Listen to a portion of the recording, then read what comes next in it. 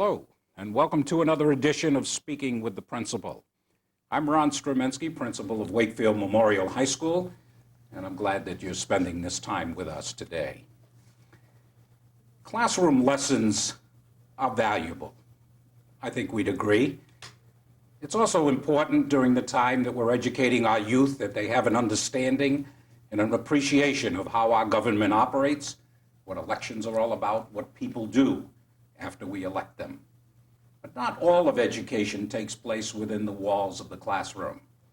Today you're going to meet two seniors at Wakefield Memorial High School who extended their education well beyond the grounds and building of Wakefield Memorial High School. As we welcome in to our Channel 15 studio, Scott Leahy. Scott, welcome.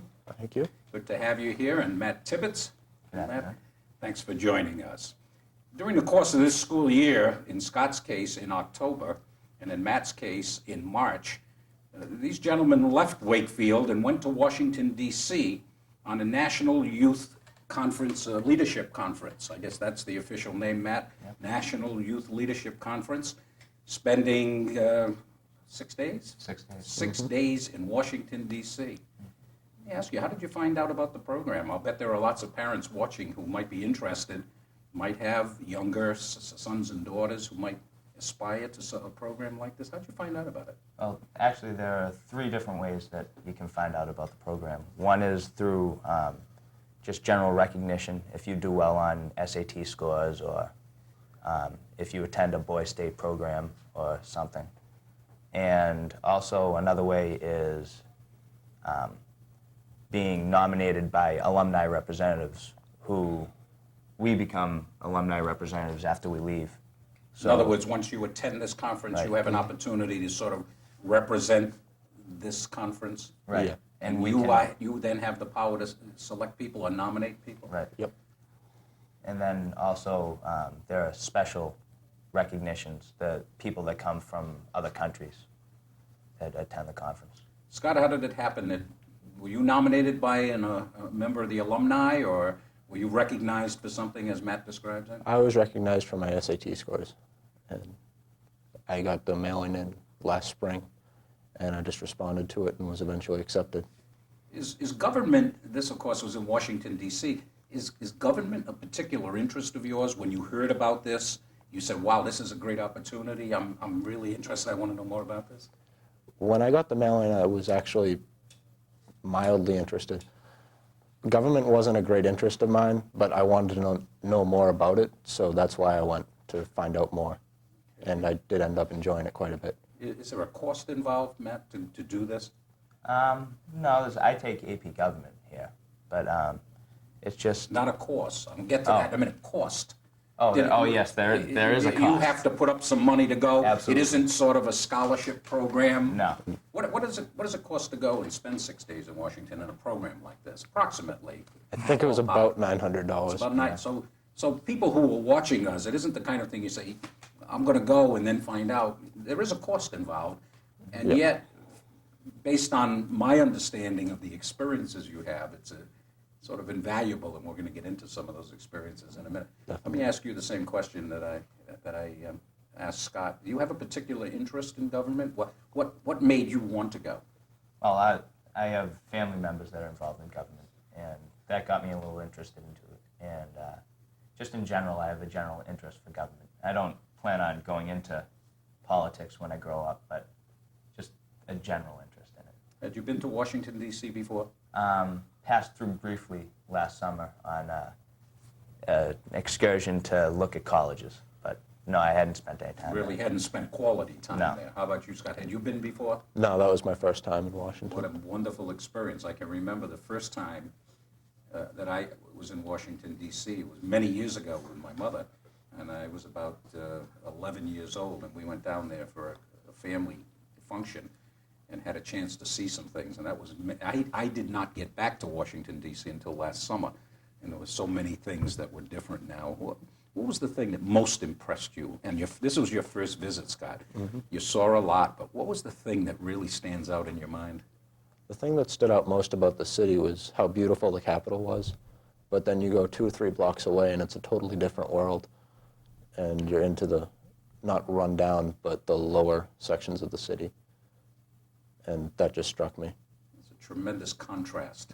I noticed that myself. And I was looking, we had a car on my last visit, and as we were driving, we took some wrong turns. And you're right, it's startling. You go from what looks like tremendous wealth and beautiful marble buildings into literally slum areas of the capital of our own country, which is kind of sad in a lot of ways. Slums are sad anywhere. But what impressed you most, Matt? When someone says Washington, D.C., what's the first thing that comes to your mind?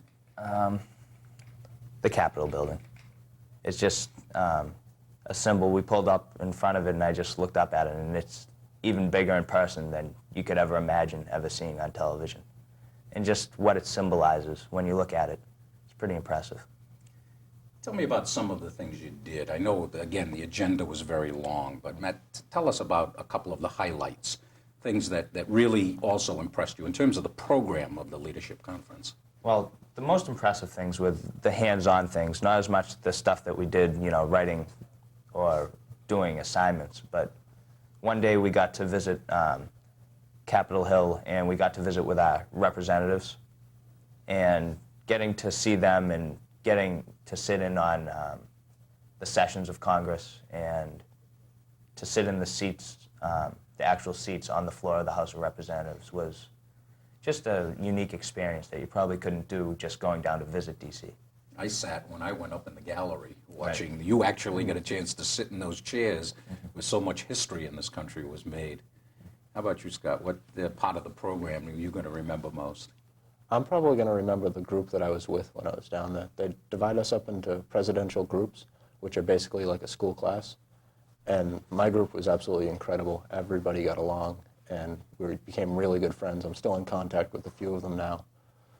And that's what I'm going to remember most, the people, not so much the city. You were with a group of kids from all over the country, literally all over the world? Yeah, literally, actually, all over the Where world. were some of the people that you spent time with from? They were mostly Americans, but there was one girl from Argentina, so I got to practice my Spanish while I was down there. So this was really an international conference. Huh? Yeah. How many, do you have any idea how many attend a conference like this from all over the country? I mean, literally hundreds, thousands? How many would get there at a given time? 350 at a time, because they like to model, because we actually do a model Congress, so they want to get close to the same number as the House of Representatives have. So you actually, when you go in, the House is not in session, obviously. For part of the time you actually go in, it's like a model Congress. Mm-hmm. And do you actually debate a bill or do something like that? Yep. What was the topic the day that you were seated?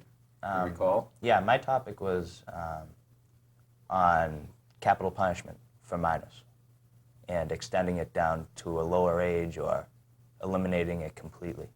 And there were a lot of different stances on that from a lot of different people. Well, even now we're seeing that in the news just recently. With the incident in Arkansas with an 11 and 13-year-old, there were people saying, they're old enough to understand. And what came out of the debate, just out of curiosity for people watching, was there an overwhelming cry for staying away from it or moving in the direction for minors? It was really split. It was really split. In general, they say that the majority of the kids that go down there tend to be conservative. But I guess that my trip down there was a little different. There were a lot more liberal individuals down there, and it made for a bigger split. And it was almost right down the middle when we actually got down to voting on it. Probably not unlike what the debates actually look like in Washington. It's pretty tough to get everybody to agree to anything. Mm-hmm. How about you? Did you also do the same thing, Scott? Did you have a session there where you took up a bill or an issue? Mm-hmm. Our bill was about juvenile justice, and our debate wasn't as split. Actually, it was pretty much for the juvenile justice bill. We tried. It did come out pretty conservative, like most other conferences. As we thought about it more and more, it actually became progressively conservative. Initially, we thought it would be very liberal. None of us individually were for punishing people our own age with severe penalties for crimes. But as things progressed, we looked at the facts and saw that harder punishments were one of the better ways to deal with things. One of the things that I've noted over the years is that whenever we've talked about a problem and we talk about disciplinary measures, that quite often young people are harder on their peers. When we talked about the smoking policy in the high school, many members of the student council thought, that we ought to really whack them with real, even heavier fines than we ended up with, that quite often the tolerance level and how they want to treat people who don't do the right thing is more severe than the adult population. Do you find that, Matt? Sometimes. I think that depends on the individual. I won't tell you my view on the smoking topic. That would be for a whole nother time. Sure. But yeah, I think a lot of times the younger kids do look for even harsher penalties than the adults would. Would you encourage your friends to go if you have some underclassmen who would come to you and say, do you think it's worth the time and the money to go? What would you say to them, Scott? I'd definitely send them if they could. I actually did end up recommending a few people from the high school to go, and I think that they could potentially have the time of their lives, and they could definitely learn a lot about government and themselves. How would people find out about it? Can they just make inquiries? You mentioned they have to be recommended through achievement, or they have to be recommended by a member of the alumni. You're a member of that alumni. Do they get in touch with you? Do they call the school and then you call them? Again, if there were parents saying, hey, gee, I'd like to plan on that next year, get more information about it, how would they do it? Well, I know they're not terribly strict. You don't have to be the best student in order to go. As long as you show an interest and you're going to be respectful and you're down there, they'll take you. So I think it's just a matter of finding who can get you in the door, and then you have a good chance of going. Who supervises the students? Who's in charge of you, so to speak, as a group? You're all minors from all over the country. Are you assigned a supervisor who spends time? And where do you stay in Washington, D.C.? Where do you stay? We stayed at the 4-H Center, which is actually in Chevy Chase, Maryland. So that's kind of one of the upper class communities around Washington, D.C. And we got to see what it's like down there in the suburbs. And that campus is very nice, actually. It's beautiful. Let me ask you a couple of other questions that are related to government, but why is it that so few 18 and 19-year-olds vote? I mean, the statistics are terribly revealing. The older you get, it seems senior citizens, by statistic, get out to vote more often than people who are of a lesser age, and so on down. The percentage of 18, 19, 20, 21, 22 is ridiculously low. They seem to have no interest in government whatsoever. How do you explain that? What would you say to a senior citizen if we did a show with two senior citizens and they said to you, you people are the future, and yet as a group, you're not taking part in the electoral process? What do you say to them, Scott?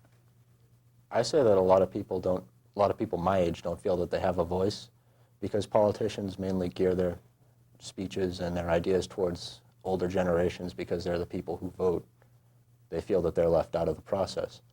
But I feel that if someone gets involved at a young age and more people get involved, then politicians will start paying more attention to us and the problem will be solved. Don't you think if they got out to vote more often, they then would, just the opposite would happen? If they realized that you would, they'd be more interested? What do you think? Why are young people not involved in the process? Well, I think that a lot of times they think that, well, they have so much going on that a lot of times they put it down lower on their list of priorities, where it really should be up towards the top to voice your opinion. But young people may be more interested in getting a good job, earning money, going to college, and think that it's not going to hurt if I don't vote. Are schools doing enough? Was your education in government and history sufficient to interest you, you think? It interested me, I know, but I'm not... It's an individual thing again. Yeah. Okay, I'm sure the folks, we have to wrap it up, but I'm sure the folks watching would be interested. You're both seniors. What are your plans for next year, man? I'm heading to BC next year and going to study business. Okay. Scott, what's your future? I don't know for sure quite yet. I'm choosing between Tufts and Cornell at the moment, and I'll be studying engineering at whichever one I end up. Well, it sounds like you can't go wrong with either choice there. Gentlemen, thanks for being with me today. And thanks to you, our listening and viewing audience, for joining me on Speaking to the Principal. We'll see you again real soon.